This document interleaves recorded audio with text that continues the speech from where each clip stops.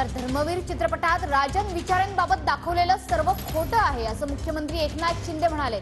दिघेंनी सांगूनही विचारेंनी सभागृह नेतेपदाचा राजीनामा दिलेला नव्हता।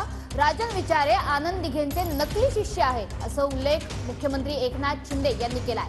धर्मवीरच्या दुसऱ्या भागात सर्व खरं समोर येईल असंही मुख्यमंत्र्यांनी म्हटलंय।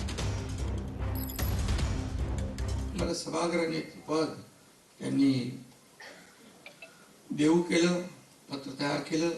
आता ते सिनेमात जे तो मगाशी तुम्ही सांगितलं की राजन विचारे यांनी स्वतःहून आले आणि हे दिले, सगळं खोटं आम्ही दाखवलं।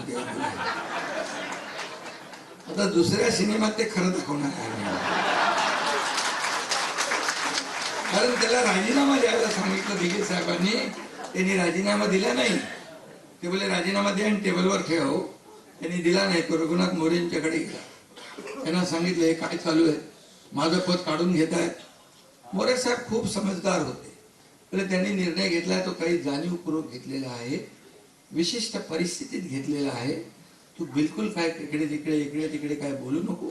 दिघे साहेबांना देखील नको नको ते बोलला, तो सगळं बोलला, दिघे साहेबांनाही बोलला, हे आम्हाला सगळं माहिती आहे। मला पद नकोच होतं, मी शेट्टी साहेबांना सांगितलं साहेब असं करू नका। साहेबांनी त्याला बोलून मग साहेबांच्या भाषेत आनंद आश्रमात आतल्या खोलीमध्ये